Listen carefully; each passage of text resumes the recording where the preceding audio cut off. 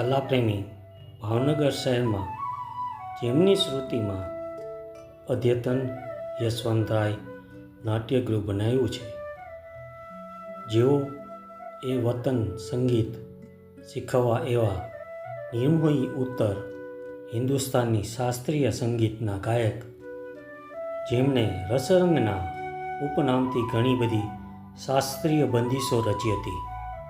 એ યશવંત પુરોહિતનો જન્મ 27/12/1916ના દિવસે થયો હતો. આકાશવાણીના આ રાષ્ટ્રીય કક્ષાના કલાકારે ઘણા ખ્યાતનામ શિષ્યો તૈયાર કર્યા હતા. દક્ષિણામૂર્તિમાં મેટ્રિક પૂરું કર્યા પછી તેઓએ પંડિત નારાયણ રાવ વ્યાસની સાથે અમદાવાદમાં ગુજરાત સંગીત વિદ્યાપીઠમાં જોડાઈને સંગીતની તાલીમ મેળવી હતી. સંગીતની તાલીમ માટે ભાવનગરના મહારાજાએ તેમને શિષ્યવૃત્તિ આપી હતી.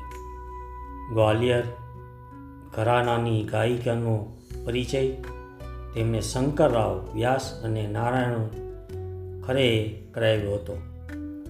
મુંબઈમાં ઓમકારનાથ ઠાકુર પાસે સંગીતની ઉચ્ચ તાલીમ મેળવી હતી. તેમણે કિરાણા ઘરાનાની 5 વર્ષની તાલીમ બાલકૃષ્ણ બુવા પાસે લીધી હતી.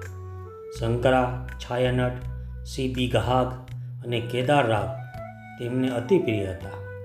ખયાલ અને ઠુમરી ગાયકીમાં તેઓ નિપુણ હતા. મધુર તાલ, સ્વર, શબ્દ, રસ અને ભાવના અનેરા મિશ્રણવાળી ગાયકીથી શ્રોતાઓને તરબોળ કરતા હતા. મીઠા અવાજના માલિક એવા યશવંતરાય પુરોહિતનું 3/1/1964ના દિવસે અવસાન થયું હતું.